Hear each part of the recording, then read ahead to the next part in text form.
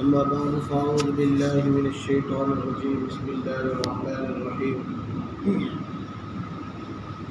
قل يا عبادي الذين أسرفوا على أنفسهم لا تقنطوا من رحمة الله إن الله يغفر الذنوب جميعا إنه هو الغفور الرحيم صدق الله العظيم.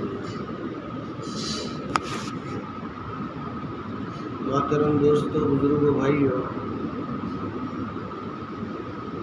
رمضان المبارک کا یہ آخری جمعہ ہے. ہمیں تمنا اور آرزو تھی کہ چلو رمضان شروع ہوگا اور رمضان کی قدر کریں گے، روزے رکھیں گے، تراویح پڑھیں گے، ذکر کریں گے، مناجات کریں گے. لیکن دیکھتے دیکھتے میں رمضان ختم ہو رہا ہے. خوش نصیب ہے وہ بندے جس نے اس ماہ مبارک کی قدر کر ڈالی. یہ نیکیوں کے انبار ہو گئے، ان کے لیے نیکیاں ہی نیکیاں بڑھتی چلی گئی. ایک نیکی کا اجر فرض کے برابر ہو گیا اور ایک فرض 70 فرض کے برابر اجر. تو جب آدمی تراویح پڑھتا تو ایک سجدے کا اجر، ایک سجدے کا ثواب 1500 نیکی. کتنے نیکی؟ 1500. صرف سجدے، تراویح کے سجدے. تو 20 رکعت آدمی پڑھے، 40 سجدے ہو جائے تو کتنے نیکیاں ہو؟ صرف یہ تو سجدے کی بات ہے. آدمی رکوع کرے گا، قیام کرے گا، پھر تراویح میں قرآن پڑھے گا، پھر انفرادی طور پر اپنا قرآن پڑھے گا، ذکر کرے گا، تو اس کا اجر اور ہے. آدمی جتنا لینا چاہے لے سکتا ہے، ابھی بھی کچھ گیا نہیں، کچھ دن باقی رہ گئے. نیکیاں کرنے والوں کے لیے آسانیاں ہیں. اللہ تھوڑے تھوڑے بہانے پر کچھ نہ کچھ دیتے ہیں کہ لے میرے بندے، یہ نیکی کر لے تجھے یہ ملے، یہ عمل کر لے اس عمل پر تجھے یہ ملے.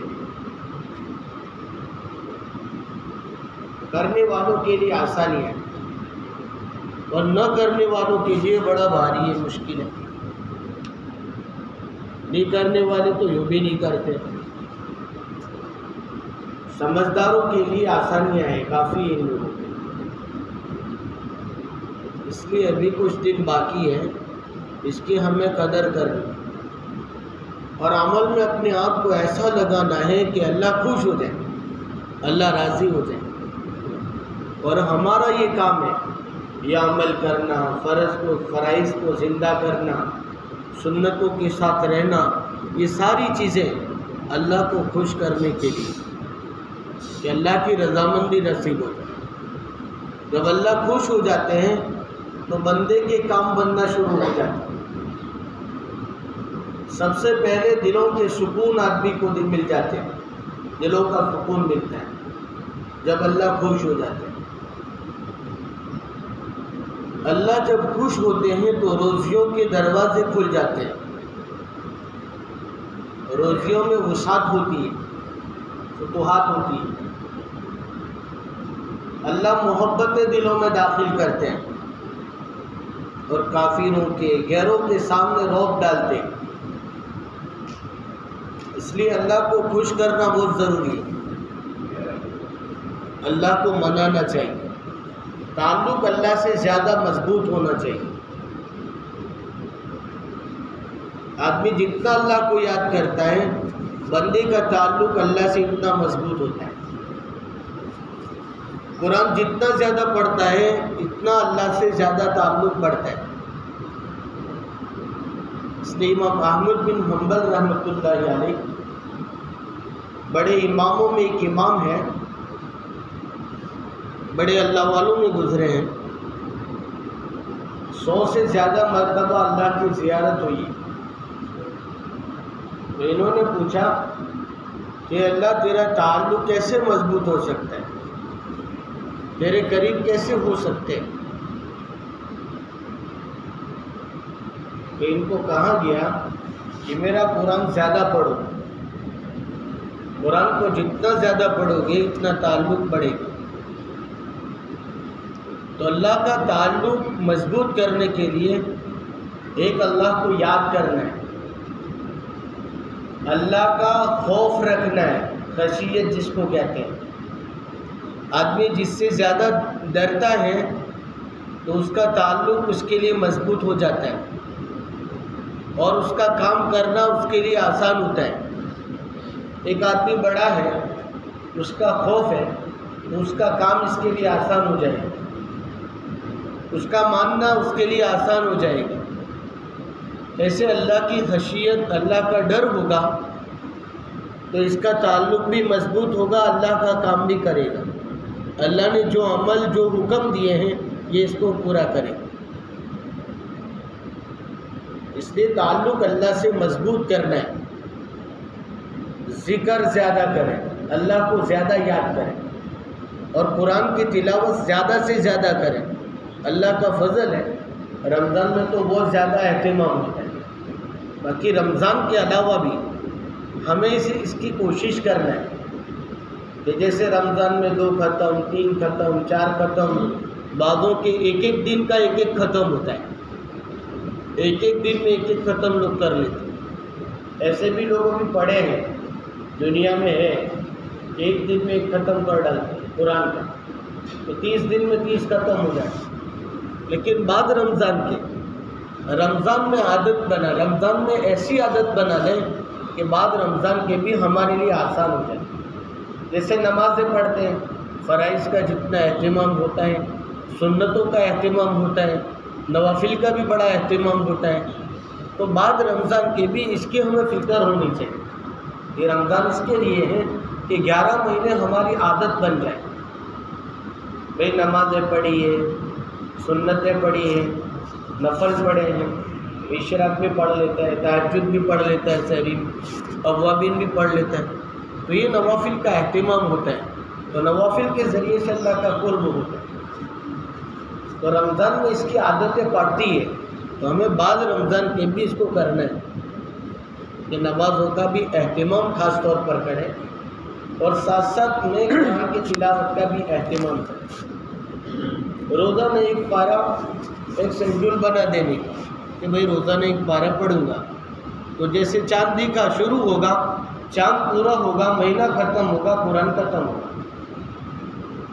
تو 11 مہینے میں 11 قرآن ختم ہو سکتے ہیں، اور ایک نیکی کا اجر عام دنوں میں 1 کے 10 مل جاتے ہیں، تو جتنی آیتیں اور حرف پڑھیں گے اتنا اجر ملتا چلا جائے گا۔ تو جب آدمی فائدے دیکھتا ہے تو وہ کرتا ہے۔ اسے رمضان میں بغیر اس کے آدمی خرچ کر ڈالتا ہے، 1 کے 10، 1 کے 70، 7 لاکھ اللہ دیتے ہیں۔ ایسے اپنا مزاج بنانا چاہیے خرچ کرنے کا، اللہ کا فضل ہے، سخاوت کا بڑا مادہ ہے، بہت خرچ کرتے ہیں۔ ایسے عام دنوں میں بھی جیسے ہم خرچ کرتے ہیں تو روزانہ اسی طرح ہمیں عام دنوں میں بھی خرچ کرنا ہے کہ بھئی یہ 5 روپے، 10 روپے، 20 روپے دن کی نسبت پر اللہ کے لیے، تو روزیوں میں برکت بھی ہوگی اور نفع بھی دیکھتا چلا جائے گا، نقصان کبھی نہیں ہو سکتا، کبھی اس کا نقصان نہیں ہوگا۔ دیکھو نا رمضان میں کتنے سارے لوگ خرچ کرتے ہیں۔ میں نے ہماری مسجد میں کہا تھا کہ بھئی اپنے یہاں سفیر کتنے سارے آتے ہیں، اور روزانہ سفیر آتے ہیں، کوئی نماز خالی نہیں ہوتی۔ تراویح میں 4-5 ہزار روپے، پھر مغرب میں 4-5 ہزار روپے، اس طرح، اور ایک سفیر نہیں، 2-2، 3-3 سفیر کا اس طرح چلتا۔ تو میں نے کہا کہ بھائی اپنے سمجھو کہ 80 مسجد ہے گودرا میں 80 مسجد ہے، تو ایک دن کا 10,000 کا سمجھ لو، تو 80,000 روپے ایسے ہی خرچ ہو جائے۔ یہ تو صرف نارملی بات کہ 80,000 ایسے ہو جائے کہ 10,000 روزانہ کے تو 80 مسجد تو 80,000 روپے۔ بڑی بڑی مسجدوں میں تو بہت سارے چندے ہوتے ہیں، لیکن دینے والے بہت بڑے، خرچ بھی کر ڈالتے ہیں. بھائی خرچ کرتے نہیں کرتے، یہاں بھی اللہ کا فضل ہے، بڑے بہت سفیر آتے ہیں اور خرچ بھی کرتے ہیں ہم لوگ. لیکن ہم جتنا خرچ کرتے ہیں اللہ اتنا زیادہ دیتا ہے. بھائی کم ہوتا ہے کہ زیادہ ہوتا ہے؟ سود کے مال میں کمی ہوتی ہے، لیکن دین کی نسبت پر خرچ کرنے میں بڑھوتری ہوتی ہے. اللہ قرآن میں کہتے ہیں کہ ہم 1 کے 10 دیتے ہیں، 1 کے 70 دیتے ہیں، 7 لاکھ دیتے ہیں. جیسے پانی کنویں میں سے نکالتے رہو تو کنویں میں سے پانی آتا رہتا ہے. آدمی جتنا خرچ کرتا ہے اللہ دیتا رہتا ہے. اس لیے عام دنوں میں بھی اپنے مزاج ایسے بنانا کہ عمل کی پابندی کے ساتھ جینا ہو، حقوق کی ادائیگی کے ساتھ جینا ہو، اور ایک کے حق پورے کرنے، ماں باپ کے ہیں، بھائی بہنوں کے ہیں. تو دو حقوق 2 طرح کے ہوتے ہیں، ایک تو اللہ کے حق ہے اور ایک بندوں کے حقوق ہے. اللہ کے حق میں تو انشاءاللہ درگزر کا معاملہ ہو سکتا ہے کہ اللہ معافی تلافی کر ڈالیں گے. چل میرے بندے کوئی وعدہ نہیں، تو نے یہ کر لیا تو میں تیری بخشش کر ڈالتا ہوں، ایسا ہو سکتا ہے. ورنہ بندوں کے حقوق میں ایسا نہیں ہوتا. بندوں کے حق پورے کرنے پڑیں گے، ماں باپ کے جو حق ہے وہ دینے پڑیں گے، بھائی بہنوں کے جو حقوق ہیں. عام طور پر دیکھتے ہیں کہ بھائیوں کو وراثت میں حصہ ملتا ہے، بہنوں کو نہیں ملتا. تو یہ ساری چیزیں ایسے اڑوسی پڑوسی ہمارے، تو اڑوسی پڑوسی کے جو حقوق ہیں اور جنہوں کے جتنے بھی حقوق بتائے ہیں اس حقوق کی ادائیگی کے ساتھ جینا. دنیا دارالحقوق بتائے، دنیا دارالاعمال ہے، یہاں عمل کرنے، حقوق پورے کرنے، اور آخرت کے بدلے کی جگہ ہے. اللہ ایک ایک کا بدلہ دے دیں گے، ایک ایک نیکی کا بدلہ اور اجر ملے گا. اللہ ذرا برابر ظلم کسی پر نہیں کرے گا. ایک نیکی کی ہوگی تو اللہ بڑا چہرہ کر یوں کہیں گے تم نے یہ نیکی کی ہے، اس کا اتنا بدلہ ہے، تو لے سکتا. تو وہ نیکیوں کے انبار ہو جائیں گے. لیکن گناہ کیے ہیں، کسی کی حق تلفی کی ہے، کسی کے حق کو توڑا ہے، تو پھر ساری نیکیاں اپنی برباد ہو جائیں. یہ تہجد میں اٹھنا، روزے رکھنا، صلاۃ التسبیح پڑھنا، صلاۃ التراویح پڑھنا، یہ ساری چیزیں کہ اس وقت یہ کام نہیں دے سکتے. اس لیے حقوق کی ادائیگی بہت ضروری ہے. ہر ایک کے حقوق پورے کرنے.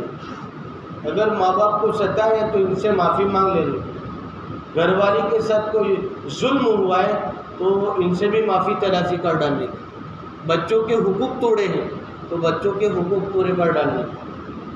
کسی کی زمین ہڑپ کی ہے، کسی کی زمین لے لی ہے، کسی کے پیسے دبائے، کسی کو گالی دے دی، کسی کو ناحق مار دیا ہے، تو اس سے معافی تلافی کرنی. کہ جب تک وہ معاف نہیں کرتا اللہ بھی معاف نہیں کرتا.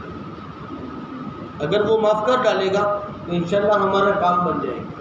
اس لیے ابو بکر کے متعلق آتا ہے کہ ابو بکر رضی اللہ تعالیٰ عنہ سے ایک چپ ہو گئی، بھول ہو گئی، ایک لفظ بول دیا کسی کو، تو فوراً معافی تلافی کی کوشش میں کہ بھائی تو مجھے بول دے. عمر سے غلطی ہو گئی، کوڑا مار دیا، تو فوراً اس سے معافی تلافی کہ بھائی میں نے تجھے کوڑا مار دیا ہے تو مجھے معاف کر. تو صحابہ کو تو یہ خدشہ اور اندیشہ ہو اور یہ ڈر ہوتا تھا کہ اگر یہاں حساب کتاب کا مسئلہ ہو جاتا ہے تو بہت اچھی بات ہے، یہاں لے دے کے معاملہ ہو جائے گا تو بہت اچھا، ورنہ وہاں کچہری بہت خطرناک ہے. اللہ کے وہ حساب دینے کا ہو، سب کو حساب دینے کا ہے. اور وہاں حساب جو ہوگا وہ نیکیوں سے ہوگا، وہاں وزن ہوگا، وہ پیسوں سے کرنسیوں سے نہیں ہوگا، وہ عمل کے ذریعے سے ہوگا.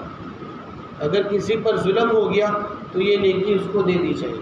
بھائی گالی دی، کوئی وعدہ نہیں، نیکی لے لے، تو وہ نیکی سے معاملے ہوں گے. تو ساری نیکی ختم ہو جائے گی تو پھر کیا کریں گے؟ بہت ساری نیکی لے کر جائیں اور کچھ بھی نہ ہو تو آدمی حسرت کرے گا، افسوس کرے گا، اور اس وقت افسوس کرنے سے کوئی بات تو سامنے نہیں آئے گی. اس لیے کرنے کا ٹائم ابھی ہے کہ اچھا کر لیں، اور جو کچھ ہو گیا نا ابھی کچھ دنوں میں معافی تلافی کر لیں. اللہ آگ سے لوگوں کو آزاد کر ڈالتے ہیں، اللہ معاف کر ڈالتے ہیں.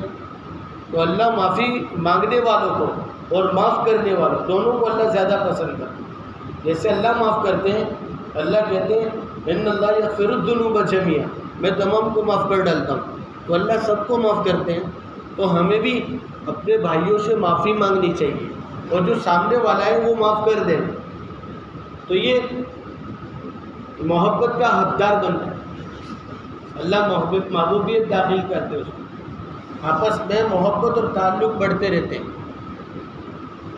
اس لیے ہمیں آپس میں اچھا ویوہار کرنا چاہیے، کسی کو گرانے کی کوشش نہیں کرنی، کسی پر غصے، گالیاں، جھگڑا، یہ بڑی خطرناک بیماریاں ہیں۔ شب قدر کی جو تعین تھی، وہ تعین کو جو اٹھا لیا گیا، اس میں کتابوں میں لکھا ہے کہ 2 صحابہ میں آپس میں کچھ بات چیت پڑی، اس میں کچھ لڑائی جھگڑا ہو گیا، اس کی وجہ سے تعین شب قدر کی اٹھائی گئی۔ تو جھگڑا بڑا خطرناک ہے، آپس میں تعلق ٹوٹ جاتے ہیں، آپس کی جو نیکیاں ہیں وہ خراب ہو جاتی ہیں، برباد ہو جاتی ہیں۔ تھوڑا سا جھگڑا، تھوڑا سا غصہ ہو جاتا ہے، اس غصے پر آدمی کچھ نہ کچھ بول ڈالتا ہے۔ اس نے بہادر اس کو کہا کہ جس کو غصہ اور غصہ پی جاتا ہے، اس نے صلح کرنے کی کوشش کی، والصلح خیر، کہا قرآن میں، یہ صلح بہتر ہے۔ تو جھگڑا ہو گیا، کچھ معاملہ بڑھ گیا، تو آپس میں ایک دوسرے کو صبر کر لینا چاہیے، اگر اس سے بھی نہیں تو پھر صلح کر ڈالنی چاہیے۔ تو جھگڑا بڑی بیماری ہے، بہت بڑی بیماری ہے۔ اللہ قرآن میں کہتے ہیں کہ آپس میں جھگڑا مت کرو، لڑائی مت کرو، ورنہ تمہاری ہوا اکھڑ جائے گی۔ قرآن میں اللہ کہتے ہیں اللہ کی رسی کو مضبوط پکڑ لو، واعتصموا بحبل اللہ جميعا ولا تفرقوا۔ تو جھگڑا بہت خطرناک چیز ہے، اس لیے آپس میں جھگڑنے کا نہیں، لڑنے کا نہیں، محبتوں کے ساتھ رہنے کا۔ تو کوئی بیچارہ گر رہا ہے تو گرنے والے کو سہارا دینا چاہیے، عزت دینی چاہیے۔ ہر ایک کی سماج میں ویلیو ہوتی، غریب ہے، مالدار ہے، اور کسی قسم کا ہے، تو آپس میں صلح کے ساتھ، محبتوں کے ساتھ انشاءاللہ جئیں گے تو اپنی زندگی درست بن سکتی ہے، اور ہم اپنے معاشرے کو بہت اچھا بنانا چاہتے ہیں، تو یہ صفات کو، یہ زندگی، یہ صفات کو ہمیں بنانا ہے، اپنی سوسائٹی میں اس کو لانے کا ہے۔ اگر یہ سارے صفات آ جائیں گے تو انشاءاللہ سوسائٹی کے امن ہے، سوسائٹی کا امن ہے، سکون ہے، راحت کے جو اسباب ہیں وہ ساری چیزیں مہیا ہو سکتی ہیں۔ اللہ عمل کی توفیق عطا